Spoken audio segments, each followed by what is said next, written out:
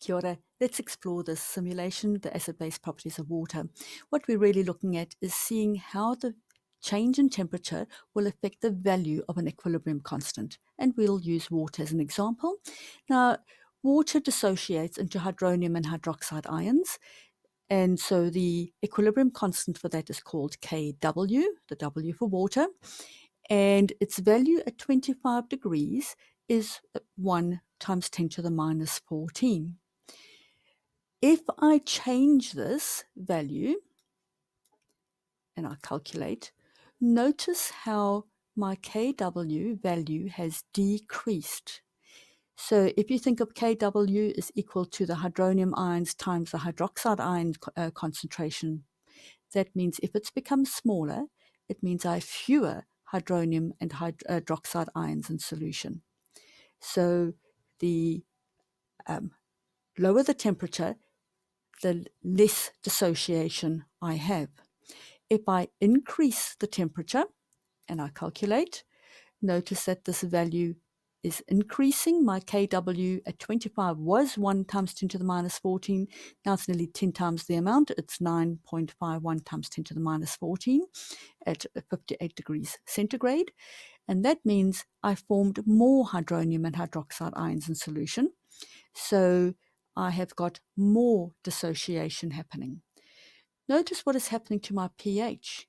If I've got more dissociation, I've got more hydronium ions, and we use the concentration of hydronium ions to work out the pH, and you will be doing that at a different time. But just remember that the more hydronium ions, the lower the pH. Now, we still call this a neutral pH because we have equal amounts of hydronium and hydroxide ions.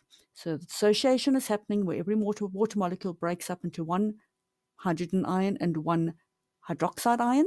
So we've got equal amounts, so it is still neutral, even though the pH is less than 7. And if I go to near boiling, can you think of what the pH would be?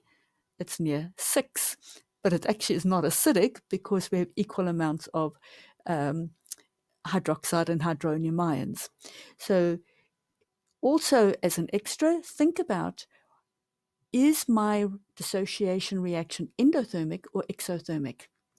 So we worked out if my Kw is getting bigger as I increase the temperature, that means I'm forming more hydronium and hydroxide ions, which means that my equilibrium position is shifting towards the right, because think of the equation of H2O forming H plus and OH minus ions. Now, if it's shifting towards the right and I'm making more hydronium and hydroxide ions, then is it endothermic or exothermic? Again, think of Le Chatelier. If a stress is put to a system, the system will try and move in the direction to remove that stress. So if I'm adding heat, then the system is going to try and remove heat.